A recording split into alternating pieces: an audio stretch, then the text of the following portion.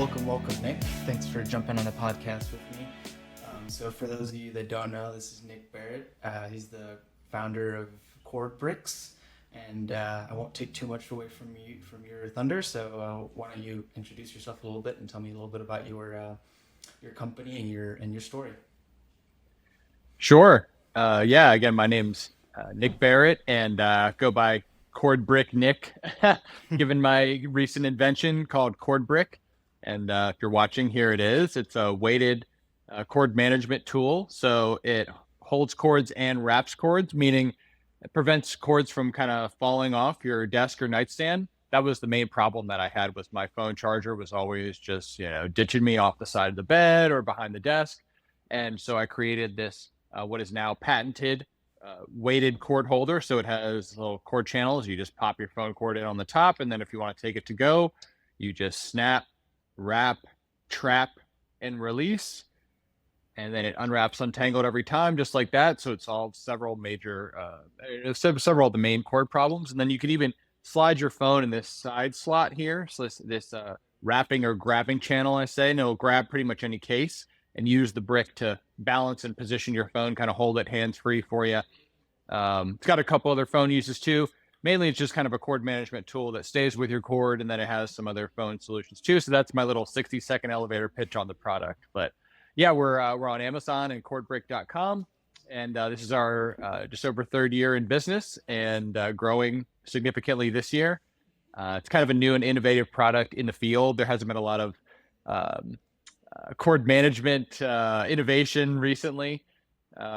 And so, yeah, people are really liking it, just for the giftability as well. Besides just being, personal cord management tool, makes a great gift, stocking stuffer. And yeah. Great, yeah. I know I personally use like a small little bag, and I have my phone charger and my laptop charger, and I'm always using that, but the cables go everywhere. So looking forward to checking it out. What was the inspiration for the product, or what was? Yeah. Yeah. The what you just mentioned, I mean, traveling was a huge pain as well. So the main inspiration for me was I was laying in bed and my cord, fell off the side, and I couldn't sleep very well, and so I'd have to turn on the lights and look under my bed behind my nightstand. The cord had mostly a short cord, and the plug is like halfway down the wall, and I just kind of thought, why don't I just have a brick? Seems really easy, simple. There's adhesive things that people use and have used. They have to stay there. And so then I thought, well, why can't I bring it along? Because like you said, I would have a bag or something when I take my phone chargers, tablet, watch, whatever, laptop, anything like that.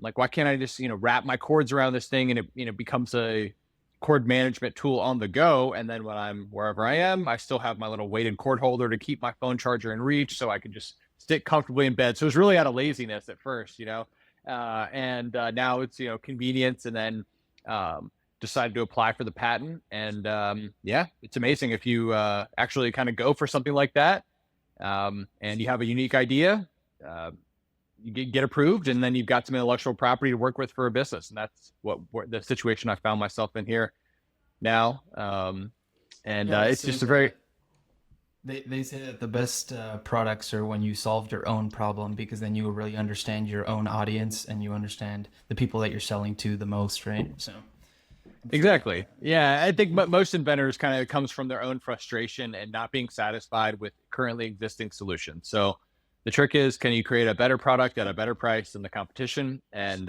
what we did is kind of add features, and so not a unique thing to do, um, uh, but uh, but yeah, that's my little contribution for now, and hopefully we'll come out with some more cool stuff as we move forward. So what's your background then? Are you an engineer, or are you just somebody that figured it out on his own, or how did the road lead you here? And so I think it's kind of an interesting story. Yeah, I started in engineering, and then majored in drinking. So I was an alcoholic, and I, had several jobs and kept getting fired from them. And then a little over 6.5 years ago, I decided to put down the drink. I used AA and other rehab solutions, and just a great community of people. And then, the teachings of it, and then just started on a self-improvement journey. And then a little over 3 years ago, I had this idea that had rolled around my head even before I stopped drinking. I think I originally thought of this in December of 2015.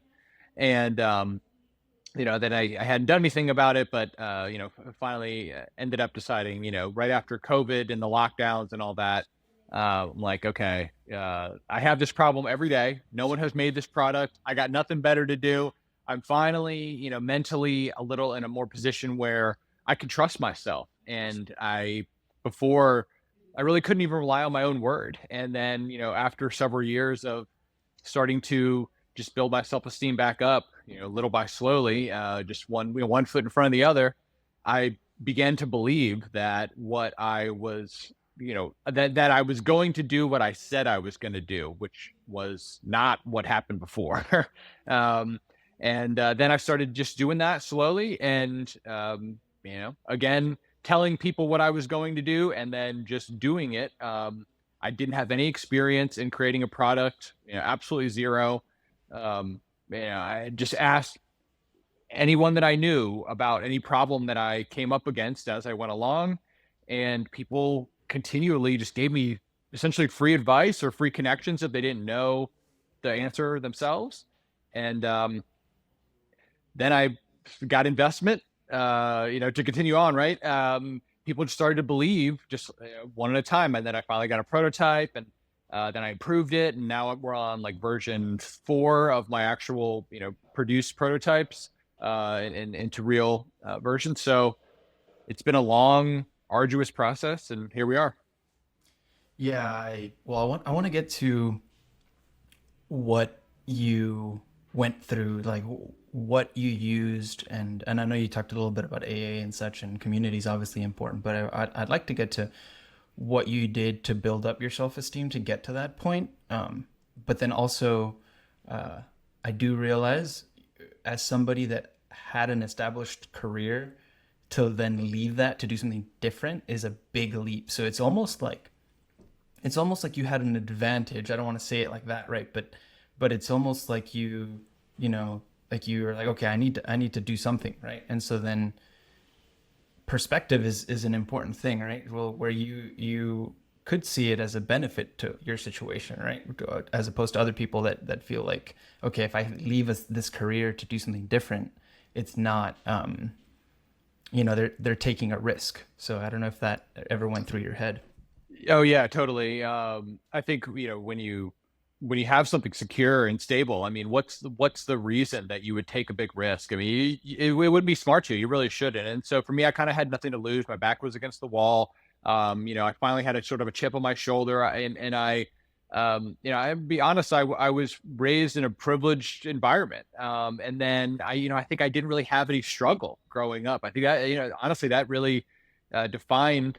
I had some social struggles, and I wasn't extremely successful monetarily or with friends or anything like that. So it's not like I lived a perfect life in any regard, but um, it's almost like I sort of found the struggle myself that I needed to go through to grow and become, the man that I am today.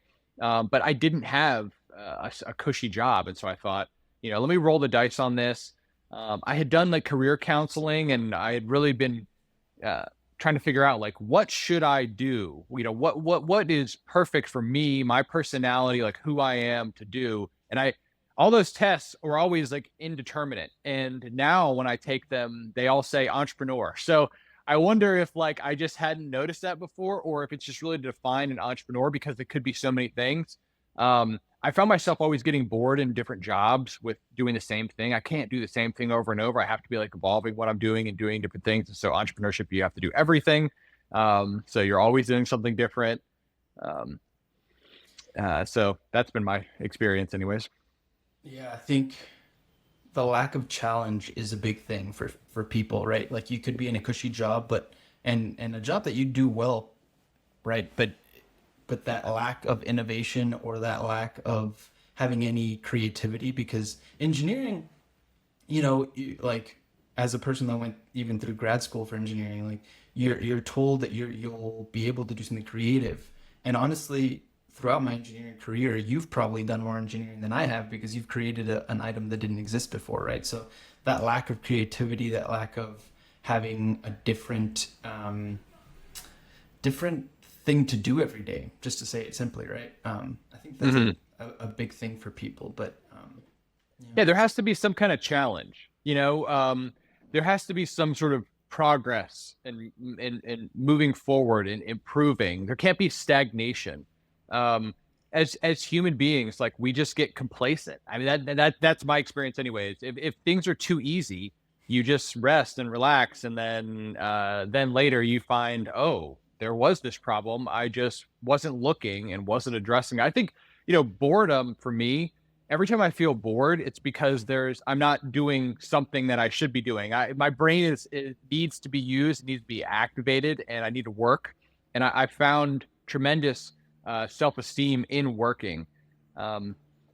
Self-esteem you asked about earlier, it's like it builds up so slowly, at least for me. And then a cliche that I love is esteemable acts build self-esteem. So if you don't have self-esteem, go do some things that you know to be good. And if you don't know things to be good, or what is good, start asking other people, and they will lead you that way. Because most people want good. They want to give advice that's going to lead other people to good, because they want to be known as the person that gives good advice. So it's not hard to find out what is good. So you just got to go start doing the right things that you know to be right, one after the other. And over time, I think, if you do that, you're telling yourself the truth because you're doing the right thing. And a lot of this, at least for me, is from Jordan Peterson, his teaching of, the key to meaning in life is through voluntarily taking on personal responsibility, I think.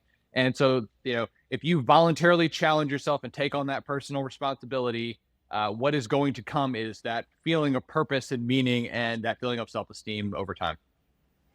Yeah, it reminds me that quote of Alex Hormozy, and I'm probably going to butcher it, but it's something along the lines of, self-esteem is created by creating a unbreakable track record of achievements that you've created. So I got to get into Hormozy more. I've listened to a little bit of him, and he's tremendous. Yeah, he great has motivator. Yeah, he has some. He's a great marketer too. I have to be honest, right? Like I just read something that he does where and I've started to implement it myself, where he has his Twitter account, and I'm going on a sidetrack a little bit here, but he has his Twitter account, and he posts every day, and then whatever he sees the most traction with, he'll then make a video about it on Instagram, right? So his social media is a business to him, and the more I get into all of this, the more I realize social media is a business tool above anything else. So yeah, he said he posts 300 pieces of content a week, and I'm thinking, wow, that just my numbers pale in comparison to that. So I got to step up my game. Yeah, honestly, it's one of those things that you need to get comfortable around. I'm still getting comfortable around it. It's not, and it's funny because, you see like a 14-year-old girl posting a TikTok of dancing, right? And it's like, she has the courage to get on social media and post stuff, but you as a business person don't feel like you could, or like there's people that have that insecurity and like, I can't get on social media, right? As a businessman, it's like, yeah. I know the feeling. I know the feeling. Yeah. When people don't want to bother with this, oh, come on, it's another video. Are they really gonna, it's all the effort worth it and stuff. And it's hard to convert on social media. You had the cost per click has really gone up particularly since COVID, and people started working from home a lot more. I've been transitioning my business a lot more into retail, and impulse buy different like physical retail locations, because it's hard to reach people online in great numbers. But if you can be sitting on the shelves, physically where they go shopping, you're there you are. So, and the retail stores are offering, the cost selling through retail has reduced tremendously through all brick and mortar compared to online over the last several years, which has been pretty interesting, I think. So your focus right now is more on brick and mortar?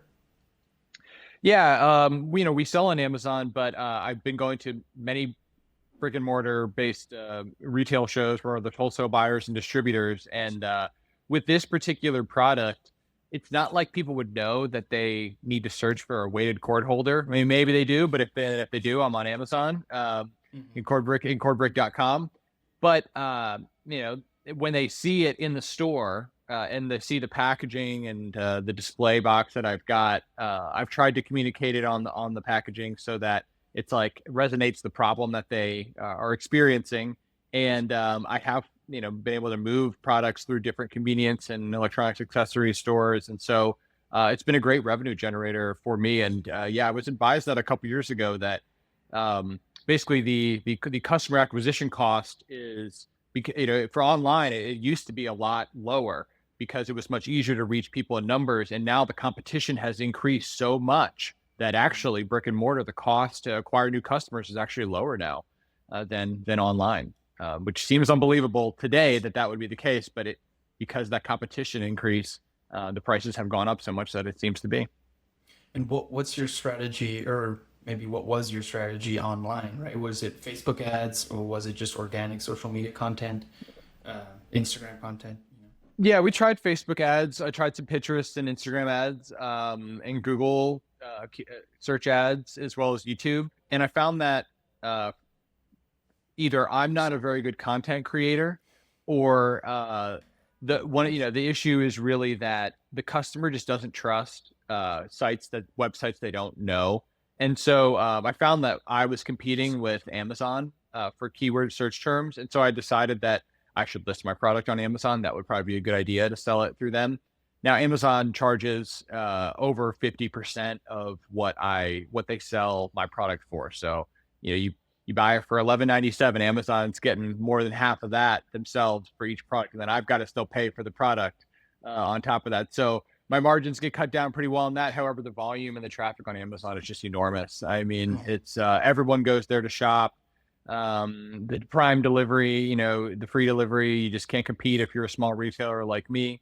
There is a lawsuit right now going on Amazon against Amazon by third-party sellers. I'm not involved in it in any way, but I just am aware of it because essentially they're finding the only way to compete is by advertising. So not only do you have to pay half of your selling price, but you also have to advertise for your key search terms to even be shown, because basically the entire first page is advertising now. So that's a little bit monopolistic, some people are accusing.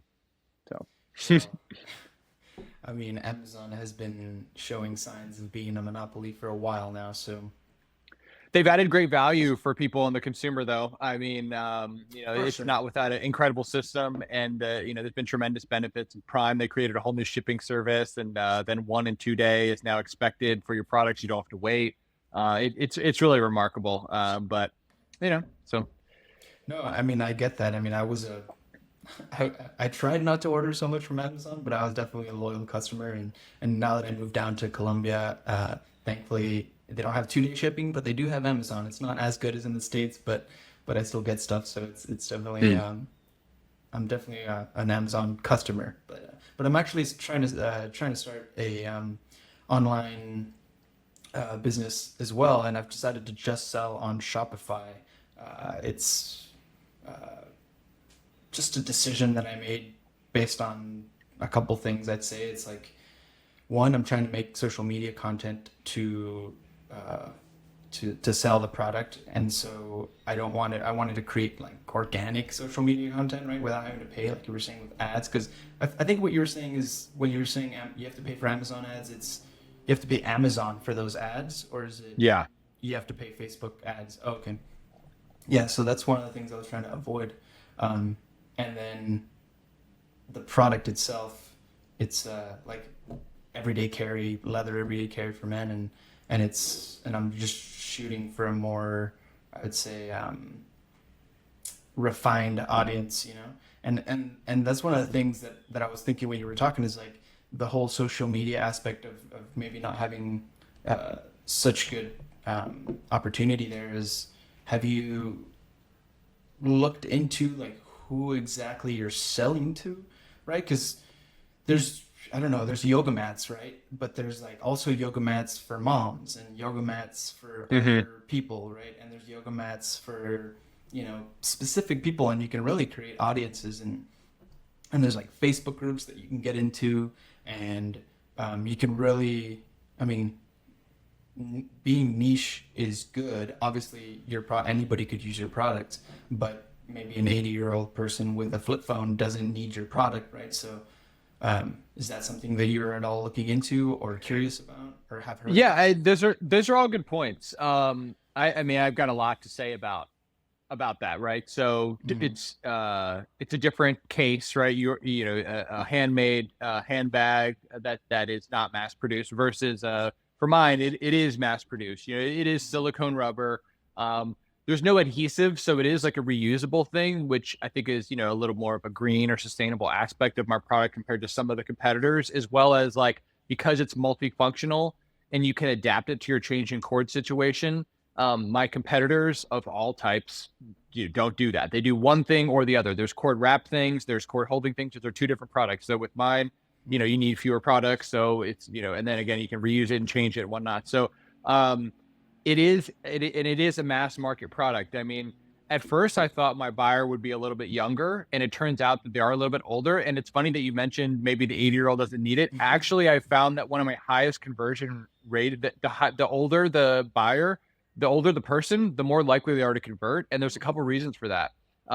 When you drop a cord and you're 80 years old, it's actually much more of a problem than if you drop a cord and you're 20 years old, because bending over is kind of an issue. And so, especially behind a nightstand or a bed, I've had customers that have walked up to me with black eyes and said, "You're not going to believe how I got this." And I say, "How?" And they say, "I dropped my cord and I banged my head on the wall or on the nightstand or on the side of my bed." And I'm like, this has got to be fake, right? And not to laugh at their, because it's not funny, but you see people have these real problems. My grandmother's in assisted living right now, and she uses CordBrick, and she's got Alzheimer's. So, um, it really depends. I have found that, for me, a problem that I have is in reaching customers is because my product is so inexpensive. It's $11.97 on sale for $9.99 sometimes. I need to sell millions of them. So I don't really want to limit my customer base.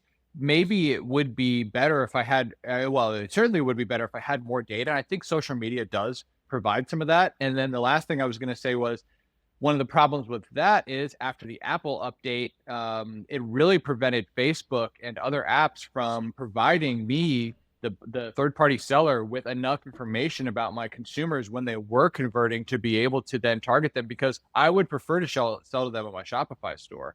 I think every, small business product owner would say the same. They would rather sell on their Shopify store than through Etsy or through Amazon or through retailers or anywhere else. The problem becomes that,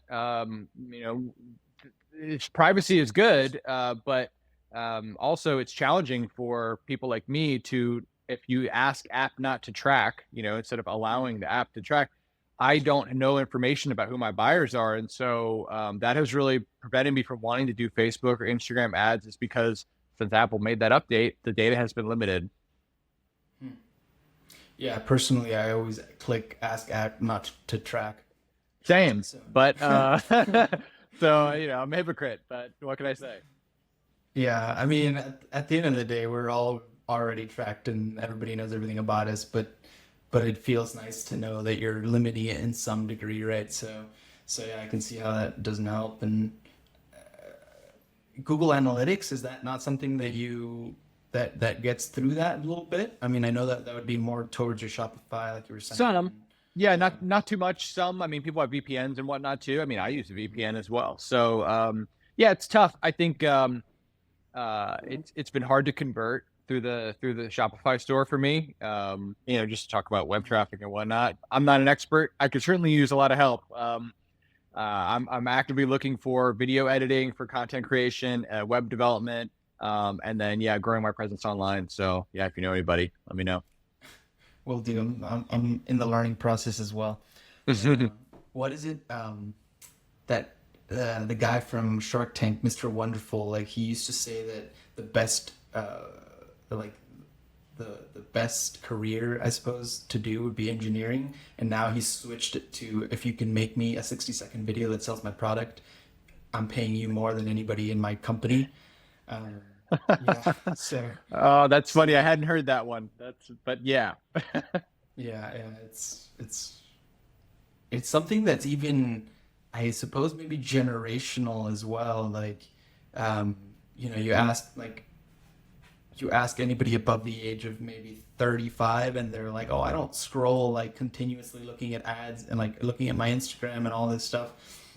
And so, you know, like I feel like you have to have your set of ads for each age demographic, and say you created a specific ad for, like we were saying, like an 80-year-old, like I wouldn't even know where to start to put that ad, because where would they go and read it, right? So Right. um, so it's a difficult thing to then go after this niche of yours, right? Which I've been reaching out to bloggers and writers and people writing tech and stocking stuffer type articles this time of year. So I've got a publicist that's been helping me out. Um, it seems like those types of lists and anybody who posts about things like that are a great place to reach potential buyers, someone who's actively looking. I think because when you're scrolling through Instagram, I'm not looking to buy a product. I can't tell you the last time I bought a product off Instagram. I see the ads all the time and I like them. I think they're great. Some of them are hysterical. I saved them, and but I haven't converted on one, so not in a while, anyways. Yeah, I think I've probably only bought a few different things, like maybe two items because of an Instagram ad. So yeah, I understand you. I understand completely. But yeah, so I want to sort of switch tones a bit and go back, and share as much as you'd like to. But if you could speak a little bit more as to that transition time when you were sort of your what was the mentality change that you had to go through when you were first starting your business, first looking for what you wanted to do, and when you were first going into AA and such, like what got you through, and what was the main key factor that I guess helped you change your mindset, right? Because it's very easy to get stuck in a mindset, no matter what we're talking about. So Yeah, it's I would say the further I get away, the harder it is to look back and remember, mhm. So I can, it's easier to remember the last couple of years and what has changed most recently. So to attempt to go back to, the beginning of the story, the beginning of the change, right?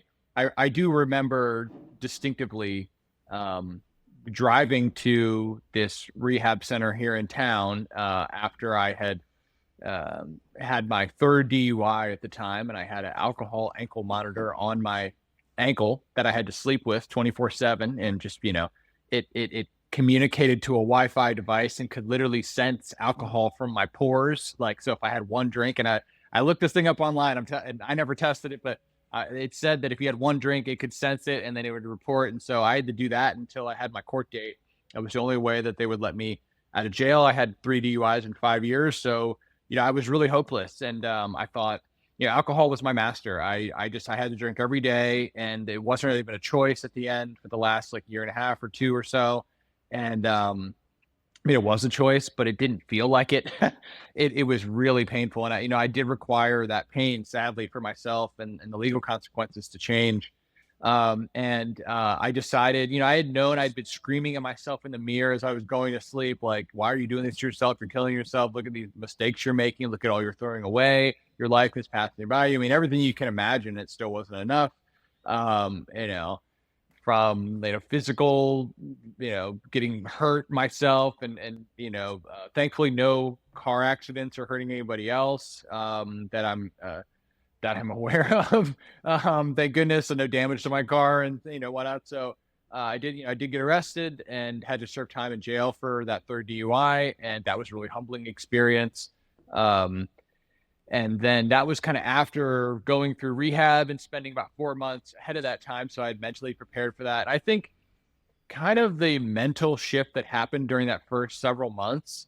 Again, thanks to having a alcohol ankle monitor on me, I literally could not drink if I wanted to, if they were going to know. I mean, it's amazing, but thanks to technology. And so I didn't. And I just decided that I was not going to drink anymore.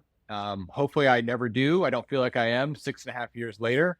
Um, I don't have a desire to anymore.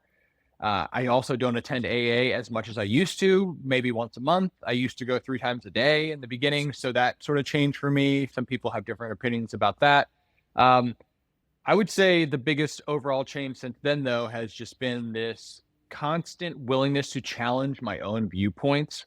And I think podcasts have helped a tremendous amount with that, which is one reason I wanted to get involved with sharing some of my information and experiences on various podcasts and with the building the business and the limited success that we have had.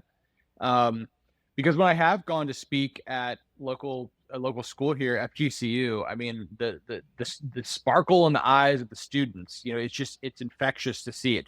I really enjoy inspiring them to go and create something from my story of being, all the way down, and then just kind of, taking that bump and deciding to take one step up and put one foot in front of the other at a time. And, it's been a long, arduous process, but just that journey of self-improvement has continued. Thank goodness for me.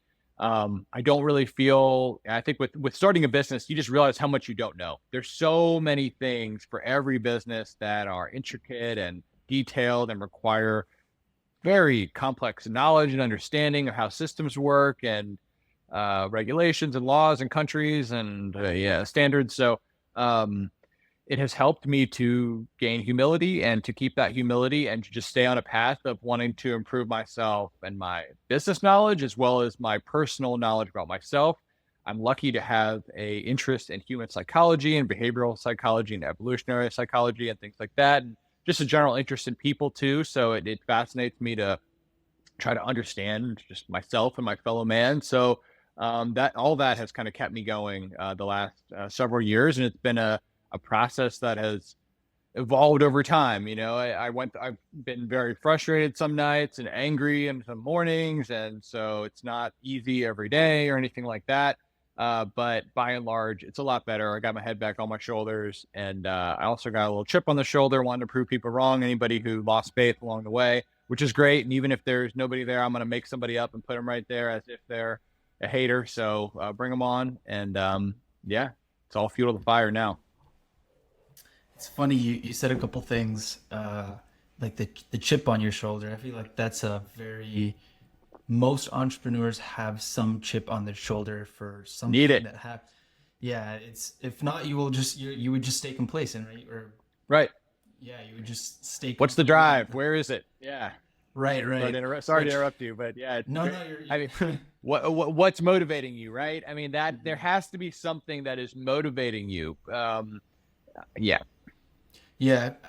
And then the other thing I was going to say is that you mentioned when you were sort of at the mirror saying like, just like mirrors are a dangerous thing, right? Like, like like something about like bathroom mirrors that like you just like the voice in your head just goes off, right? Like, oh, like you find something you don't like, and it's less so a thing for guys, but I know for women it can be very very intense, right? More intense for their physical aspects and such. But even then, like like you people are often meaner, like more critical of themselves than they are of um, than other people, right? They mistreat By a long themselves. shot. Yeah, you mistreat yourself more than you would mistreat anybody, even a stranger on the street. So it's an interesting thing to be aware of, and I'm trying to get to the point where I mean, everybody has it at some point, but I'm trying to get to the point of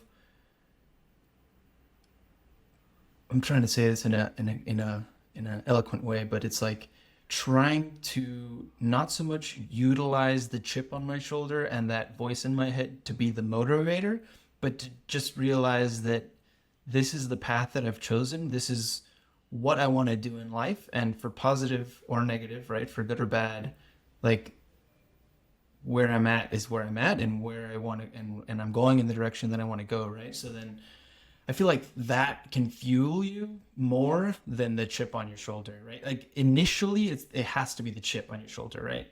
But then eventually, I feel like with enough self-reflection, you can get to a point where it's not the chip on your shoulder. So Yeah, I don't know if totally. that's something you realized. Absolutely. Peter Attia talks a lot about this, and he mentions that he had his own problems with anger, and he kind of would berate people, and I am the same, and myself as well. I mean, I'm obviously the worst on myself. I am my perfectionist, my own worst critic. I mean, say things to myself, and I have said some nasty things to other people, I admit, and I try to do much less of that now than I ever did before. but what his recommendation was, and I thought this is just brilliant, is you have to pretend like you're speaking to somebody else when you're speaking to you. And so one piece of advice that I've taken from him is, when you're feeling this extreme frustration or anger with yourself, is to take out your phone and record yourself as if you're talking to someone else, not you, and then play it later and just try to not think about whatever you're doing.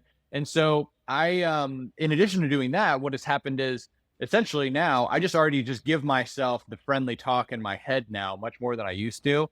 And because as he mentions, there's a point at which that anger becomes misdirected and it becomes a waste of energy. It does motivate you at some points, but it can become out of control and just self-defeating and just not purposeful. And so, trying to kind of change that. Certainly, I think at the beginning, you do have to have some kind of reason to change. There has to be some kind of pain or something that is driving you. But yeah, for me, I've had to learn the being kind to myself over time, because otherwise it just gets demoralizing. Yeah, I think a big benefit as well is just having some sort of community. That's why, you know, I can't remember off the top of my head, but I think just like AA as a yeah, as a unit, or how do you say that? As a Fellowship. right, yeah, as a fellowship. I think it started in after World War II or something like that, because they didn't have enough. And I'm probably choosing the wrong war, but I think they didn't have enough psychologists, and so then they had to come up with a way to help people, or have people help themselves, right? And maybe just have a guide. And it's supposedly one of the most effective methods that they've found for not just that. Obviously, that's why there's been other branches for other sorts of addictions. But there's something to be said about just community, and finding one is very important. I feel like, and that's sort of the journey that I've been on, right? It's like finding other like-minded individuals. Like this past year, I went to a couple different conferences and such, and one of them was just for basically people that wanted to live abroad and do business abroad. And before that, I was thinking, damn, I'm crazy. That voice in my head, like, why would you want to do that? Like, US is the best place to do business. And then you go to this and you find your community, and there's something like calming about that, of like, okay, you're not the only guy that's going through this. And so that's why I commend you for sharing your story, because obviously there's other people that are going through this type of thing, and just hearing that is comforting. So yeah. Thanks for sharing that. Yeah, that's really good to hear as well. I mean, I think that's one of the biggest problems with entrepreneurship is the loneliness you feel, because you feel like no one understands but you. And one of the ways I've been able to get through that is just my knowledge of how AA helped me in that way, which was with that community. And I think you've articulated the problem quite well. In my experience, it does help to have a group, and it almost doesn't matter what that group is. That 12-step program works for a reason. And it is because that when you go out and share the things that you know and have experienced with other people with an open and good heart, it comes back to you. Those people want to help you, and it's good to have other people around you that want to help and benefit you. We are designed as humans to not want to be excommunicated from the group or feel isolated or whatever, because it eventually led to our death, like in the past. And so it's good to be accepted, and it's good to find like-minded people who, and in today's world, it's easier than ever to find like-minded people. In my personal story, my parents are much different than me. I mean, they are very traditional, very conservative. I'm much more open-minded. I have no problem holding ideas that are far outside of the norm, even if they're extreme on any side, because that's the way that my personality is. They don't have that personality. They're just not the same. And before some of this knowledge and, information was widely available, I think people just thought like, there's just something wrong with anyone that's different than me, and it's like, no, there's just a lot of different people out there, and different wants or different, different ways that they view the world. And it's no fault of their own. It's through their, the way that their mind works, and a lot of which they can't help, or they were raised with, or part of the genetics or whatever it might be. And I think like keeping on that constant search, a lot of people are afraid to do that. Like, kudos to you for going to do that. I want to go to this business abroad conference, because I've had thoughts of doing that and living abroad in certain places. I don't necessarily need to be anywhere to run my business from, per se. So yeah, I'd love to talk more with you about that at some point. Yeah, honestly, it's a little bit crazy, but then also very practical if you think about it. I mean, if you're starting an online business and you don't need to be anywhere specifically, and say you want to have more time and you only have a set amount of savings, just go somewhere that's like, go to Argentina, right, where the dollar goes a million times farther than in the U.S., right? Like rent, and yeah, I think I'm in Colombia, so it's somewhere in between. But in Argentina, I think like an Uber is 50 cents, which is like 75 cents. You know what I mean? Which sounds like a crime, but like life's a video game, right? Just figure out how to get things done. There you go. Game theory. I like it. Yeah. Yeah. Definitely. We're all one player in our own video game. That's right. Right. Good way to look at it, I think. And you also said that everybody thinks that something is wrong with them, right? And that's definitely like a profound statement. Like everybody thinks that they're not normal. Everybody thinks that they're not. So everyone thinks that there's something is not okay with them, right? And it's funny because unless you accept who you are, then even if someone comes up to you and tells you, you're awesome, you're not going to believe them, right? Because you yourself don't believe that about yourself. So you need to, self-acceptance is a key factor in all of that. It's like you need to go through the world. And it just goes back to, the inner critic that I was telling you about, or at least that's what I call it, because of a book I'm reading. But yeah, it's like self-acceptance is a really big key factor, I think. You just can't, you freeze, right? Like you can't have progress without accepting who you are, and you can't grow in any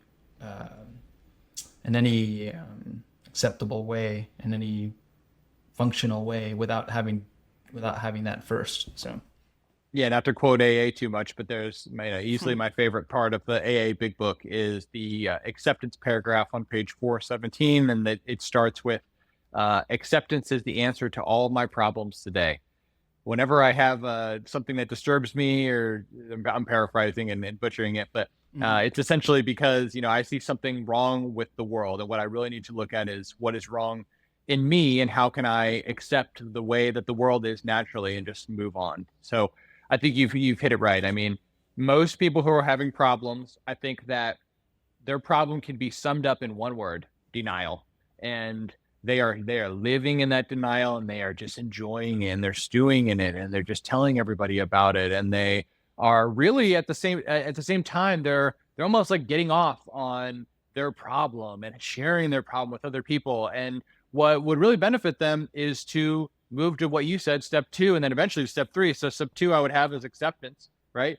Acknowledge that this is a problem. The first step of admitting there's of a problem is admitting that it is the problem, right? And then step 3 would be action. What am I going to do about it, right? So if you could just jump all the way through denial into acceptance into action, that would be the best. And then of course the reaction is after that. What happened with the action, and what do I do as a result of that?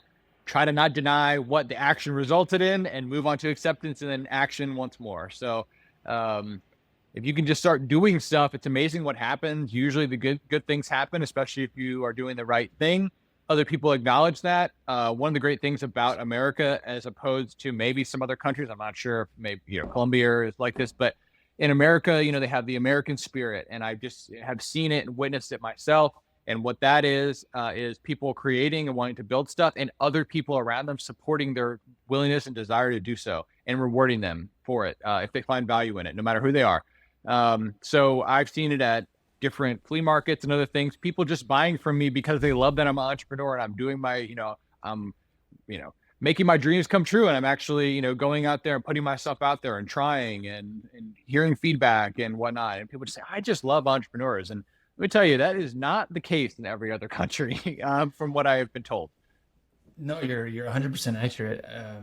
You're 100% correct. I'd say like you go to the UK or Australia, they call it Yes, tall poppy syndrome, right? Where exactly.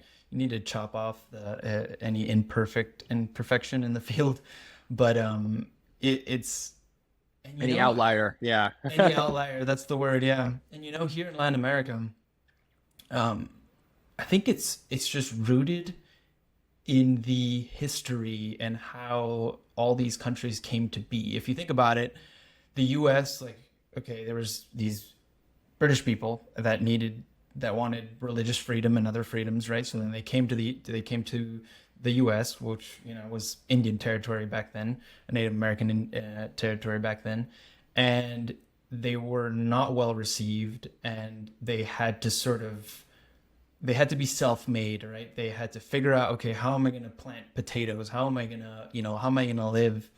Um, because all these tribes didn't help them. They saw them as intruders.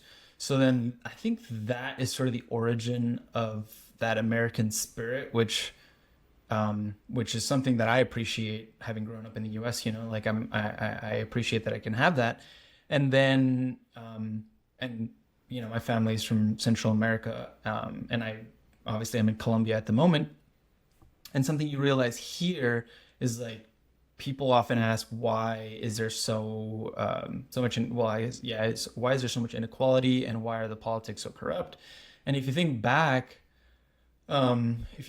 to like the conquistador times, it was a little bit different, right? The Spanish, they arrived and they were the oligarchs. They came, they stole, pillaged, they took advantage of the natural resources, both, such as gold, right? But also just the labor here and the native people, they took advantage of them a lot more. And so then there was never a culture of, let me hustle, let me, be self-made, because they just took advantage of everybody here. And I'm not saying that's positive or negative. I'm just saying that it's something that I've noticed has affected the culture here, and like the formation of it is a little bit different. There's definitely less of a like bootstrap type of an idea here. Like, you don't, and there's definitely more inequality, right? So it's something that you notice, and this is my own perspective on like the origin and all this, the reasoning behind it, right? But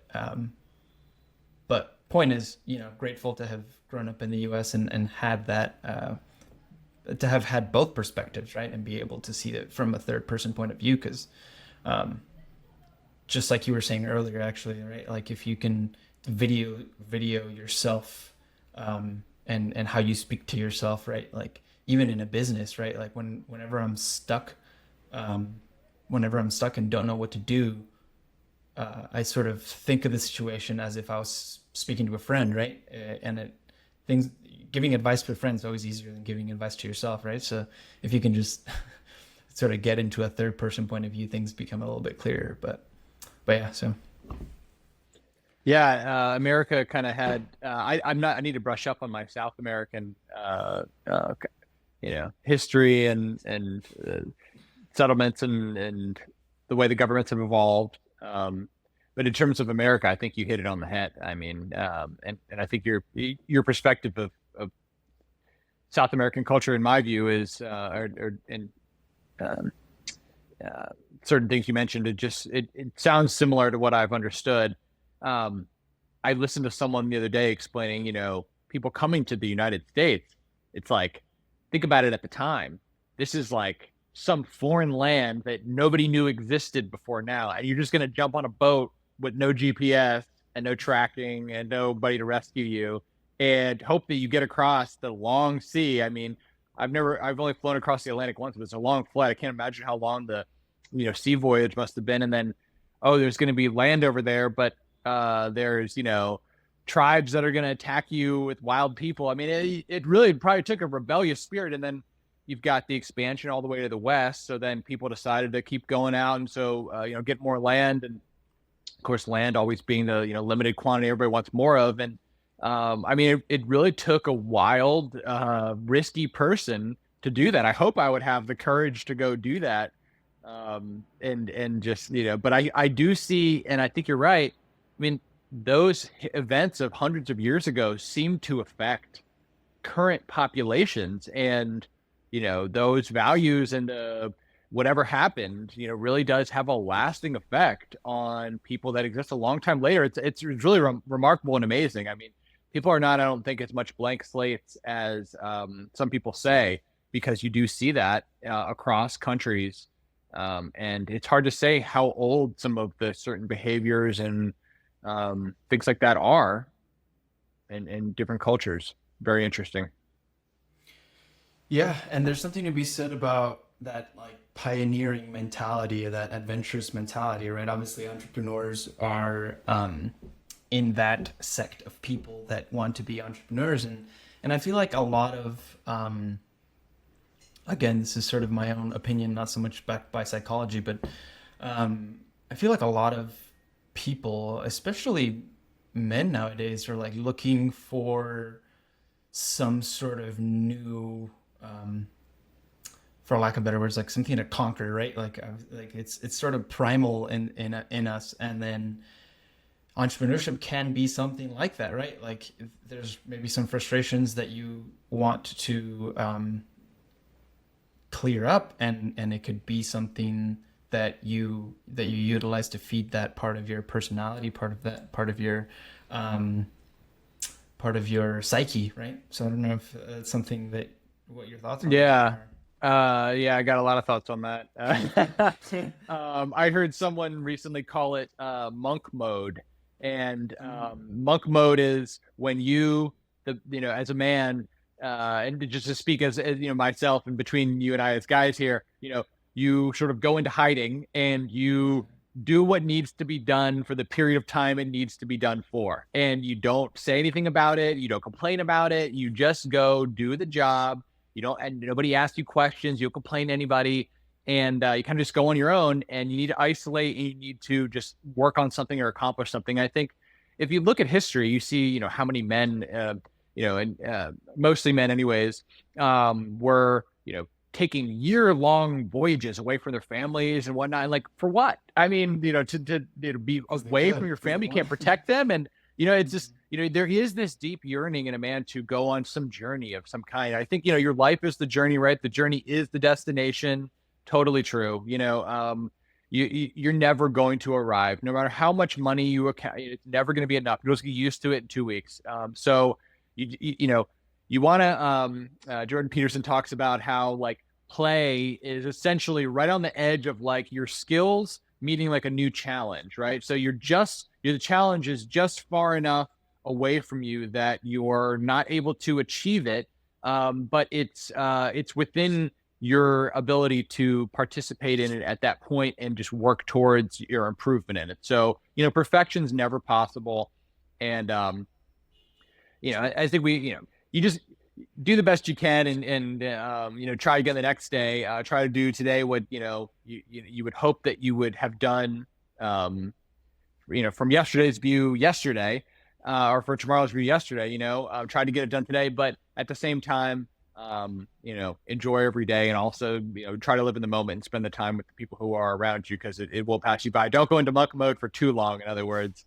But yeah, it does seem like you have to do that, though, right? You do have to kind of go achieve something and learn something and become skilled in some way and bring some value back to the tribe, coming back to our tribal roots. I think that's going to benefit, everybody else. I mean, what is the purpose if not to create some lasting value for future humanity? I mean, I think we all kind of, if we really think about it enough, a lasting debt of gratitude to, all the people that have contributed certain things that we enjoy and take for granted today, right? So just a great way to put a smile on your face and just think about any one of those things. Clean water being the simplest one, right? Food at the grocery store, you can just go get as much as you want at. Government programs if you aren't able to and need help.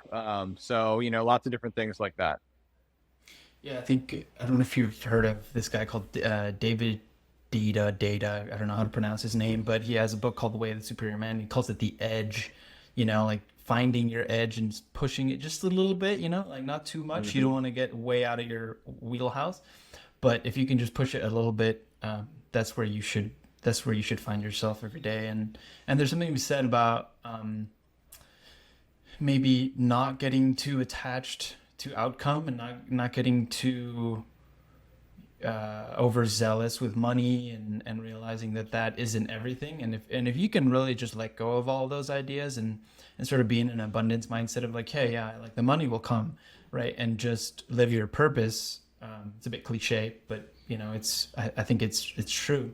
If you live your purpose and think of creative ways to live it, right? A lot of people, a friend once told me, he's like, I just want to help people. Like, I enjoy helping people. And, entrepreneurship can often do that, right? Like, you're helping people with their problem, their cable problem, right? And if it goes well, you could start a foundation, right? Like, there's creative ways that you can do that if you just open your viewpoint and just get a different perspective and sort of let go of that sort of need for money for exterior things, right? Uh, Monk mode is a good is a good name for it because yeah, it's a little bit maybe esoteric or what's the word? Maybe Buddhist in like a Buddhist vibe to my idea, but Hmm. but Sure. it's true, I don't know. Yeah, I mean, personally, some people cringe when I say this, but I think goals are bullshit. I don't ever have goals. I don't write down a goal. I don't think that it's worth it because I mean, in my personal experience, it never happens that way. I mean, it just never does. It is certainly nice to aim for something, and I think that that is important, but I think trying to define it very specifically is a little arrogant, and I think that it doesn't really um then when you don't achieve that, what do you write down next time? I mean, maybe you try to get a little more accurate with your predictions of what you think you can achieve. Maybe that works for some people. Personally, it doesn't work for me. And I haven't found the purpose. I just find kind of like you said in the beginning, if you put the right system in place, everything else is going to follow. So I think the key is just to make sure that you know that what you're doing is, um, you know, well, see now, working towards your end goal, right? Mm. But like, what is the final thing that you want to do? For me, it's an exit strategy, right? But in doing the exit strategy, man, I guess that's kind of the only goal: sell the company. So if I guess maybe I'd rephrase what I said and say, if I have goals, they're very non-specific. Mm. Um, because You, it's hard to get too specific on those, and you just don't know. So how much do I want to sell the company for? 50 million or 100 million or 250 million? Well, however much I can get at the time if it turns into that. So we're trying to position ourselves the best we can, but yeah, I'm trying to make it so that we achieve success. And so, yeah, that's just my perspective on that. no, but it's true. Like, I think the way I've heard it said is like you have a direction to sail in, but you don't set a specific goal because say okay, I want to have an exit, I want to have a seven-figure exit of, this quantity. Well, what if you would have had an eight-figure exit, Like, Yeah, things so, change. Yeah, you got right. to adjust the tack. The weather shifts, right? I think that's a great way to put it with the sailing, actually, because you can set a certain tack, but then the wind dies, and you're like, well, now we got to change our tack because we shifted off course. So Are you a sailor? no, but I kite surf. Oh, nice. So So am I. I know a little of the wind jargon Terms. terms. Yeah. I picked up windsurfing during the pandemic, and it's been a fun yet expensive hobby Yeah. to attain. Windsurfing, yeah. Try kite surfing if you get a chance. Same principle. Is a little Oh, easier to do. A little. that's what I was talking about. I don't know. Oh, okay. I've never windsurfed. I picked up kite surfing. I Oh, confused the there. two. Yeah. No, it's all good. I mean, windsurfing was the predecessor, essentially, Mhm. right, to kite surfing. So yeah, Yeah, it's a little bit dangerous sport, but fun nonetheless. yeah, If you're definitely. adrenaline junkie like I am, so It puts you in the moment. Yeah, there you go. Definitely. Yeah, you have to. No choice. Yeah, maybe that's why I've always wanted to do it, right? I've always like I've mountain biked, snowboarded, done basically any extreme sport I can do. I can do. The only thing I've yet to do is skydive. It's on the list, but I don't know if I'm going to push it that much. But, We sound but yeah, similar. I have done skydiving, and for me, I think it is that putting yourself in the now. I think that's kind of what I realized a couple years ago. I read this book by Eckhart Tolle, The Power of Ooh, Now, love that and book. dude, it totally changed my life, that book, honestly, because I had never watched The Thinker before. I never realized The Thinker was a different thing. So I kept thinking that the head was me, and it's not. It's my ego. That's not me. So, you know, and I see so many people now observe them with not in control of their bodies. It's amazing. I mean, the ego is totally in control of their body. They're letting their mind run themselves unconsciously, and they don't even realize it. And it's alarming. And trying to help my friends and family wake up from this mind control, that I think that is really the every 12-step program has people that are captured with their mind. I think that is really the essence of the whole thing is um, you need to realize that your mind is just telling you stuff to prepare you or to help you fix certain problems, but it doesn't have to be listened to all the time. It's not 100% foolproof. And so you've got to be the filter for that. And the key for me was realizing I don't, I need to stay present in the moment. And I need to just do what I'm doing right now and not worry about the past or what might happen in the future. Because honestly, my predictions don't work out. I don't know what's going to happen. So why don't I just stay here where I am at this time all the time and just keep, going forward with the right thing. And yeah, from that perspective, I think everything else has followed. That was one of the earliest learnings for me in AA and the different books, reading the advice of other people in AA. And yeah, it's you see other people now and you're like, oh, you're one of those people that just lets your head tell you everything and doesn't actually step out of your body for a second and realize, oh, this is just my ego making me feel offended about this or having me defend this point or, not wanting to be friends with this person because they hold certain view or whatever it might be. Yeah. So that's my perspective on that. I don't know if it's the people I surround myself with, but more and more people are telling me the exact sentiment that you're telling me. And I read Eckhart Tolle's book several years ago, and honestly, I recommend that book to a lot of people. But there's maybe books that are easier to understand. Other than that, Really, the first half of the book, I think, for me, is all you need. The second half is a little bit difficult to understand. The first half is really where the first 100 pages even is where it's at.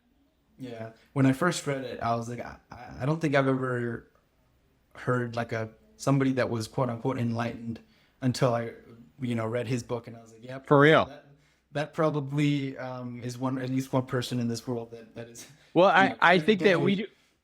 Yeah, we just maybe if you're the same as me, we just didn't we were in that mindset right Mhm. until then, and then once you realize Switch. that is the switch turns on, and then all of a sudden it's like once you know something, you can't believe you ever didn't know it. How did I like that was how was that not obvious the whole time? And so And you look at the um, people around you, and you would just want to shake their yeah, head, and it's like, wake up, yeah, but you can't. yeah, you It's can't, and then they usually need something. They usually can't be told.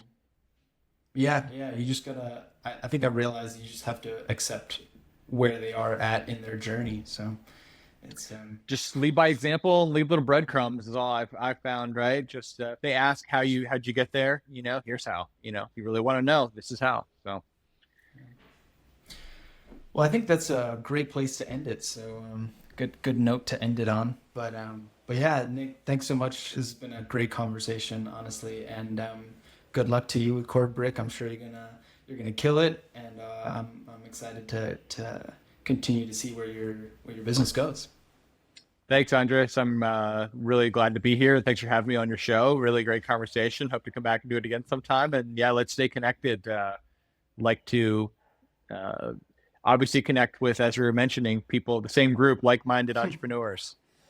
Definitely, definitely. I'm excited to check out your product too. So. Cool.